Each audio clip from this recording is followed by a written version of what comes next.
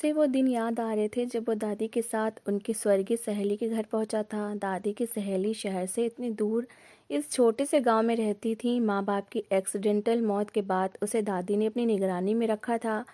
गांव की ज़मीनों से इतना आ जाता था कि इस घर में किसी चीज़ की कमी का एहसास ना हुआ। सिर्फ एक दादी थी जिनकी ज़बान पर एक ही बात रहती थी, इस घर में एक बहू की बहुत कमी है। वो हंसकर उनकी बात को हवा में उड़ा देता। दरअसल अभी तक उसे अपनी आइडियल मिली ही नहीं थी। लेकिन जब वो दादी के साथ गांव आया तो ज़िंदगी ने एक नया मोड़ ले लिया। उनकी सहेली की पोती उन्हें बहुत पसंद आई और मुझे ज़बरदस्ती कुर्बानी का बकरा बना दिया। शहर वापस आते हुए लाल जोड़े में वो भी उसके साथ आ गई थी। अशर ने बीवी के लिए जो आइडल बना रखा था वो चूर चूर हो चुका था। अशर ने गांव में ही सोच लिया था कि वो उसे कभी भी बीवी का दर्जा नहीं देगा। वो छुट्टी का दिन था, इसलिए उसे उठने की कोई जल्दी नहीं थी। वो 10 बजे तक सोता रहा और 10 बजे के बाद जब उसकी नींद पूरी हो चुकी तो वो फ्रेश होने वॉशरूम चला गया। जब बाहर निकला तो उसकी ब्लैक कलर की शर्ट बेड पर पड़ी हुई थी। मतलब आज उसे ब्लैक शर्ट पहनने को कहा जा रहा है। अब वो उसी के प्रेस किए हुए कपड़े पहनने लगा था। जब उसके हाथ की बनी हुई चाय पी सकता है, खाना खा सकता है, तो कपड़े पहनने में तो कोई हर्ज नहीं। लेकिन एक बात उसे अब तक समझ नहीं आई कि इस लड़की को कैसे पता चल जाता है कि वो किस टाइम उठा है और उसी वक्त वो शर्ट बिस्तर पर लाकर रख देती है, या फिर जब उसके सर में दर्द होता है या फिर चाय पीने का मूड होता है तो बिना कहे वो उसके लिए चाय बना कर ले आती है। हालांकि उसने शौहरों वाला ऐसा कोई हुक्म भी नहीं सुनाया कि बीवी को गुलाम बना लिया हो, लेकिन वो खुद बिना कहे उसके सारे काम करती थी। वो अच्छी बीवी वाले सारे फर्ज निभा रही थी। लेकिन इसके बावजूद भी वो उसे कबूल नहीं कर सका, क्योंकि वो गांव की थी और वो शहर का। उसमें वो कॉन्फिडेंस और काबिलियत नहीं थी जो उसे एक बीवी में चाहिए था। वो खूबसूरत है, लेकिन खूबसूरती ही तो सब कुछ नहीं हुआ करती, और ना ही सिर्फ खूबसूरती के साथ पूरी ज़िंदगी गुजारी जा सकती है। हर इंसान की तरह उसे भी खूबसूरती अट्रैक्ट करती है, लेकिन इसका मतलब ये तो नहीं कि एक इंसान को खूबसूरत बनाने के लिए सिर्फ हुस्न ही काफ़ी हो। हुस्न के अलावा भी कई और चीज़ें इंसान को खूबसूरत बनाती हैं। कंघी करके वो नीचे चला गया। तब तक वो नाश्ता लगा चुकी थी। नाश्ता करके ऐसे ही लॉन में अखबार लेकर बैठ गया। छुट्टी का दिन था, इसलिए दिमाग बिल्कुल फ्रेश था। वैसे उसे अखबार पढ़ने का कोई शौक नहीं था, ना आदत थी, लेकिन ऐसे ही टाइम पास करने के लिए वो अखबार की हेडलाइंस पर नज़र दौड़ाने लगा। छुट्टी के दिन उसकी कोई ख़ास मसरूफियत नहीं हुआ करती थी। वो हमेशा छुट्टी का दिन घर पर ही गुजारता। उसने अपने सारे ख्वाब अपनी होने वाली जीवन साथी के लिए समेट रखे थे, लेकिन उसके ख्वाब टुकड़े टुकड़े हो चुके थे। दादी के आने में अभी एक हफ्ता बाकी था। अचानक अखबार पढ़ते पढ़ते उसे एहसास हुआ कि कोई उसे देख रहा है। उसने नज़रें उठाकर दाएं बाएं देखा, लेकिन उसे कोई नज़र नहीं आया। वो एक बार फिर अखबार पढ़ने लगा, लेकिन कुछ लम्हे के बाद उसे फिर महसूस हुआ जैसे उसे कोई मुस्तकिल देख रहा है।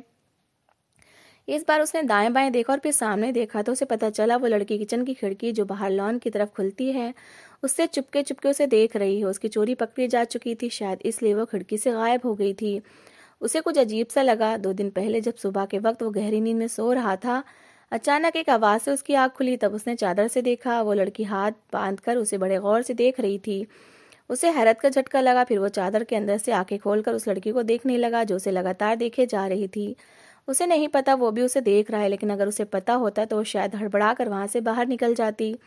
वह सुबह काफी देर तक उसके बारे में सोचता रहा। आज एक बार फिर वो उसे लगातार घूर रही थी।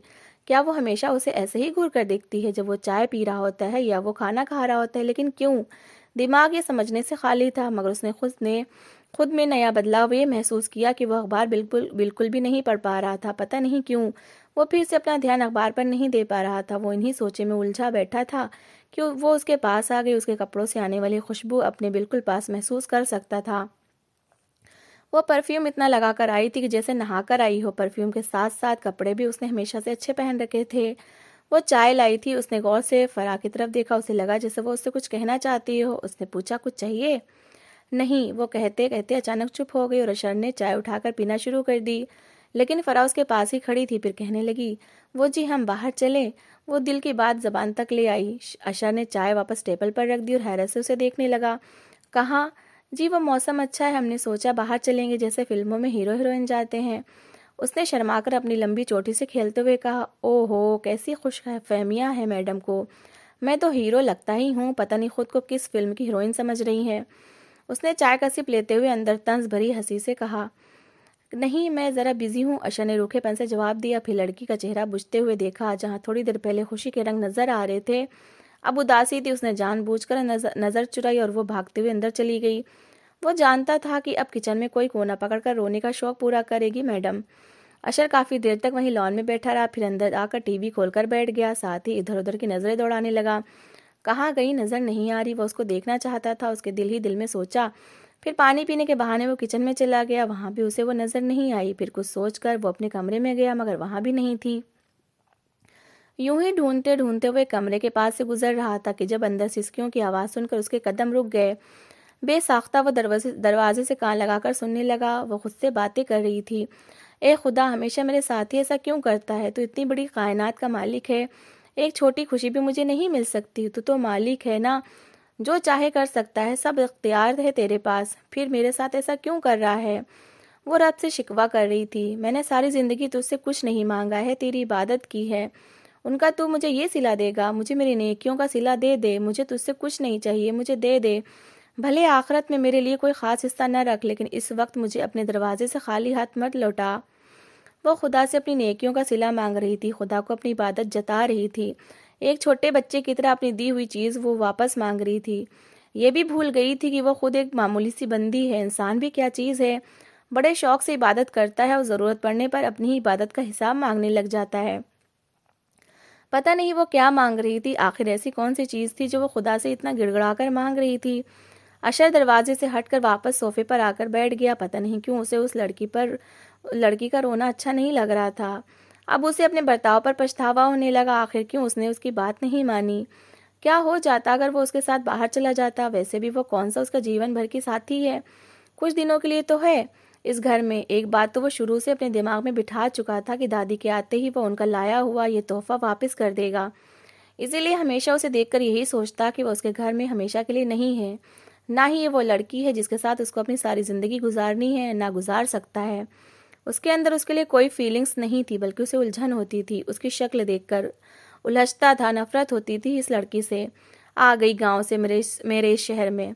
फराब सीढ़ियां उतरकर नीचे आ रही थी। उसने गौर से उसका चेहरा देखा, जहाँ कोई आंसू कोई परेशानी नजर नहीं आ रही थी। मतलब वो लड़की अपनी कमजोरी उस पर जाहिर नहीं करना चाहती थी। सुनो, जब वो किचन में जाने लगी तो उसने उसको आवाज़ दी, आज खाना मत बनाना, हम बाहर जाकर खाएंगे। जी हम? उसने पूछा। हाँ हम, मतलब हम दोनों के। वो मुस्कुरा दी। और हाँ, कपड़े भी अच्छे पहन लेना, अगर इस तरह के कपड़ों में जाओगी तो सभी हंस हंस कर मजाक उड़ाएंगे। जी, वो मुस्कुराते हुए कमरे में चली गई। पता नहीं क्यों इस बार अशर को अपने अंदर सुकून सा महसूस हो रहा था। वो अपनी ज़िंदगी में यही तो चाहता था, लेकिन इस तरह बिल्कुल नहीं। वो अपनी बीवी का हाथ पकड़कर सड़क पर पैदल चलना चाहता था, होटलों में खाना खाना चाहता था। उसने आइडियल के तौर पर अपने लिए एक अलग ही बीवी की ख्वाहिश की थी, लेकिन इस किस्म की नहीं। वो दोनों 5 बजे ही घर से रवाना हो गए थे और 3 घंटे बाद लौटे।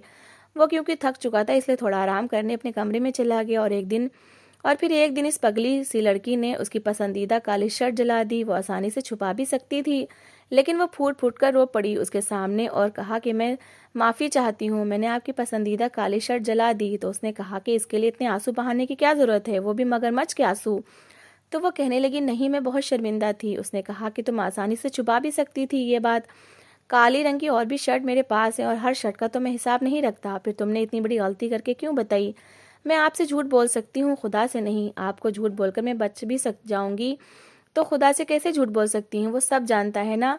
हैरत का झटका लगा, पता नहीं कैसी पागल लड़की है, ऐसी लड़कियां भी होती हैं इस दुनिया में।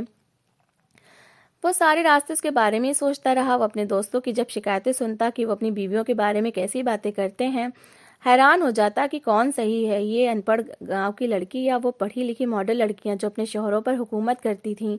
ना खाना बनाना, ना बच्चों को संभालना, हर वक्त मेकअप से लदे रहना, हंस हंस कर हर मर्द से बात करना। उसे इस किस्म की औरतें कुछ अजीब ही लगती थीं, लेकिन वो अपनी ज़िंदगी में एक बहुत अलग तरह की लड़की देख रहा था। एक ऐसी लड़की जो उसने आज तक कभी नहीं देखी थी।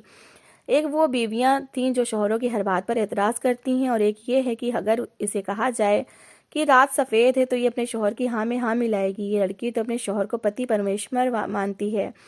इस लड़की के साथ रहते हुए उसे 30 दिन हो चुके थे और इन 30 दिनों में उसने नोट किया था कि वो लड़की कभी झूठ नहीं बोलती, बिना मकसद बिना मतलब कोई बात नहीं करती। अब वो फर्श पर लेट गई थी। उसने कभी नहीं कहा कि मेरा हक अदा करो, बेड पर सोना है मेरा हक है। वो हमेशा रात को सोने से पहले कोई ना कोई अजीब सा टॉपिक पकड़कर उससे सवाल करती थी, और वो बस हूँ हाँ में या कभी कभी तो उसे गुस्से से झिड़क भी देता था। मगर वो कभी उसके गुस्से पर नाराज़ नहीं होती थी। लेकिन आज वो खामोशी से सोने के लिए लेट गई। उसे हमेशा रात को इस लड़की की बातें बहुत बुरी लगती थी, लेकिन अजीब बात तो ये थी कि अगर वो लड़की बात ना करती तो वो उलझन का शिकार हो जाता। और एक दिन उसके पूछने पर कि क्या तुम हमेशा यही कपड़े पहनती हो, तो उसने जवाब दिया कि जी मेरे पास इतने ही कपड़े हैं और बाकी मैले हैं। कितने कपड़े हैं तुम्हारे पास? जी 4, उसने सादगी से जवाब दिया, जबकि वो हैरान हुआ जिस लड़की के शौहर की इतनी अच्छी तनख्वाह हो उसकी बीवी के पास सिर्फ 4 सादा कॉटन के कपड़े। ये इतनी अजीब बात उसको लगी। उसने खुद ढेरों कपड़े थे और उसने उससे कभी कुछ मांगा नहीं। क्यों नहीं मांगा उसने? उसे मांगना चाहिए था, ये उसका हक था। तुमने पहले क्यों नहीं बताया? वो दुख से पूछ रहा था। वो बस मुझे याद ही नहीं रहा। अच्छा ठीक है, हम कल चलेंगे शॉपिंग, फिर तुम अपने कपड़े ले लेना। जी, अब सो जाओ। सुबह जब फजर की अजान हुई तो वो उसे उठाने लगी कि आप भी नमाज पढ़ लें। उसके छूने पर उसको अजीब सा लगा। तुम्हारी हिम्मत कैसी हुई मुझे हाथ लगाने की? समझती क्या हो तुम खुद को? और क्या सोचकर तुमने मुझे हाथ लगाया? मैंने तुम्हें बताया ना, मैं तुम्हें बीवी का दर्जा कभी नहीं दे सकता। किससे पूछकर तुमने मुझे जगाने की कोशिश की? जबरदस्ती मेरी जिंदगी में घुसने की कोशिश मत करो, ओके? वरना मैं तुम्हें कबूल कर सकता हूँ ना कभी करूंगा, इसलिए अच्छी बीवियों वाला रवैया छोड़ दो। वो चिल्ला चिल्ला कर बात कर रहा था। अंदर के लावे को बाहर आने का रास्ता मिल गया था। उसका पारा एकदम चढ़ चुका था। वो एकदम चिढ़ गया। वो बिल्कुल चुपचाप खड़ी थी। उसने महसूस किया कि उसकी आंखों में आंसू गिर रहे हैं। गेट आउट, उसने चिल्लाकर कहा। याद आया वो जाहिल गवाह लड़की इंग्लिश नहीं समझ सकती, इसलिए उसने उसका हाथ पकड़कर जबरदस्ती अपने कमरे से बाहर निकाल दिया और कुंडी लगाकर बेड पर आ गया। उसका खून खौल रहा था। काफी देर बाद जब वो खुद को नॉर्मल करने में थोड़ा सा कामयाब हुआ तो दोबारा बिस्तर पर लेट गया। जाने कब उसकी आंख लग गई। छुट्टी का दिन था, इसलिए उसे जागने में देर हो गई। अलार्म ने अपने होने का एहसास दिलाया तो वो उठकर वॉशरूम गया और सर में हल्के दर्द का ऐसे एहसास हुआ। सुबह 6 बजे वाला वाक्य अभी भी दिमाग में ताज़ा था और हमेशा की तरह ना उसकी शर्ट बेड पर रखी हुई थी और ना नाश्ता टेबल पर था। वो समझ गया वो उससे नाराज़ है।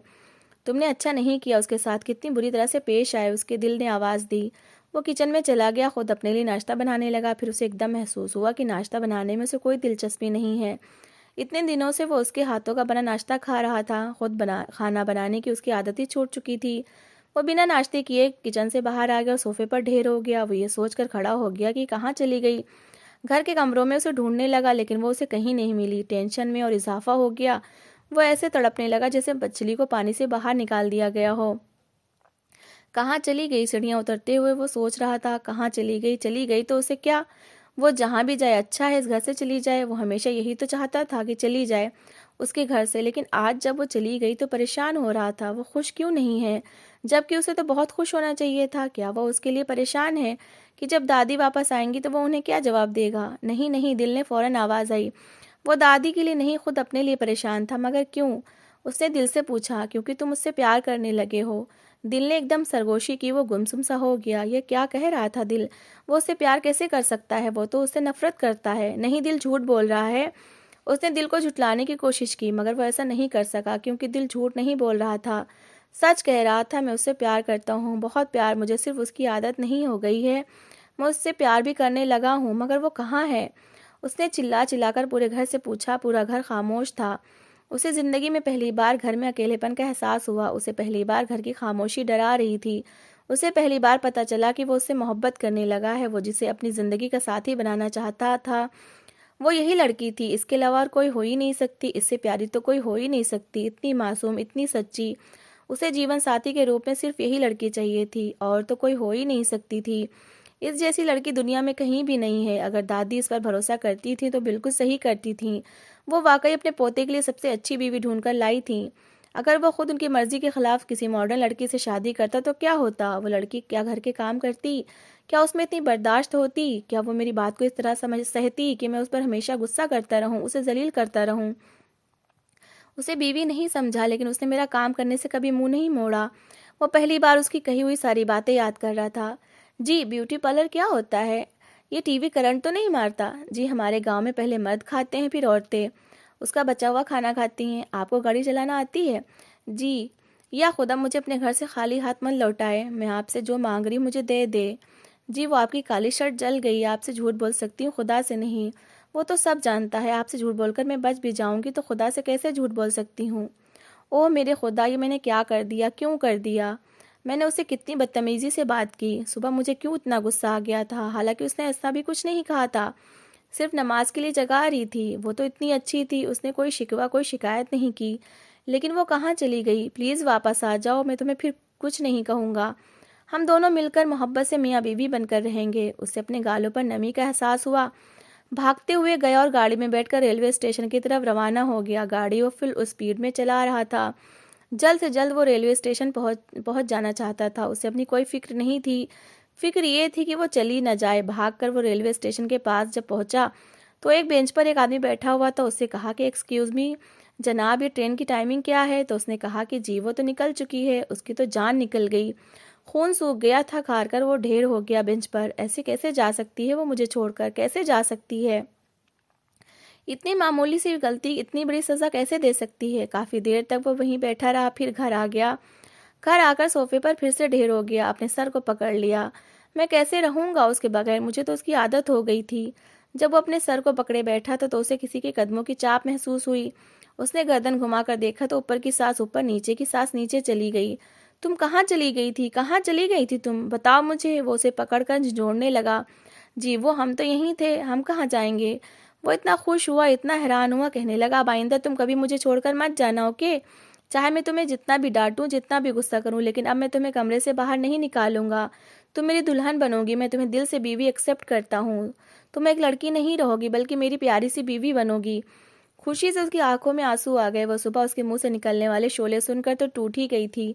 उसे लगा अब उसकी जिंदगी का कोई मकसद बाकी ही नहीं रहा। वह कमरे से निकलकर उसके बराबर वाले कमरे में जाकर रोती रही और रोते रोते कब सो गई उसे पता ही नहीं चला। इसलिए जब वो आवाज दे रहा था, पुकार रहा था, भाग रहा था, तो उसकी आवाज़ वो सुन ही नहीं पाई थी।